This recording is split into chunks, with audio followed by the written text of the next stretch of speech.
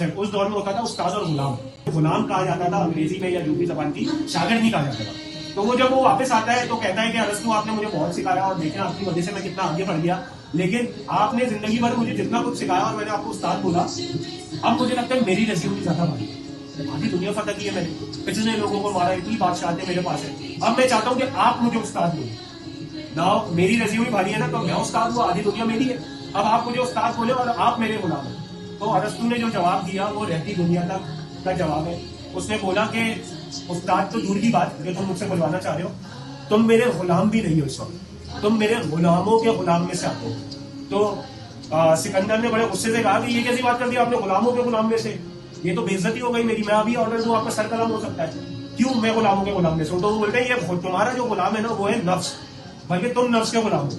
तुम्हारा नफ्स कहता है ये जगह भी चाहिए, ये भी चाहिए, ये भी चाहिए, ये भी चाहिए, इसको भी मांगो, इसको भी मांगो, यहाँ तक अपनी दुनिया बसाए जा रहे हो, क्योंकि नफ्स बोल रहा है लगे रहो, बढ़ते रहो, और ये नफ्स मेरे काबू में, मैं अपने नफ्स के बहकावे में, अपने लालच के बहकावे में नहीं। तो ये कहते हैं ये बात सिकंदर को बड़ी लगी दिल पे, उस वक्त की कहा सुनी हुई, फिर सिकंदर अपने मिशन का आगे बढ़ा।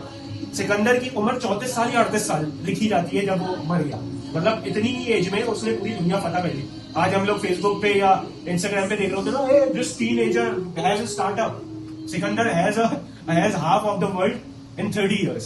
34 years में जब उसका आखिरी वक्त आया, उसने अपने वजीर को बुलाया, उसने बोला मेरी आखिरी ख्वाहिश ये है कि जब मेरी मैयत उठेगी, आधी दुनिया फतह की है, रश तो उजून का होगा, मेरा जब कॉफिन होगा ना, उस कॉफिन में जो तुम व्हाइट क्लॉथ डालोगे मेरे ऊपर, कफन कहते हैं उसे, व्हाइट क्लॉथ जो है वो सर से लेके पैर तक डाल देना, लेकिन हाथ मेरे बाहर ऐसे छोड़ देना, कॉफिन पे ऐसे लटके रहे।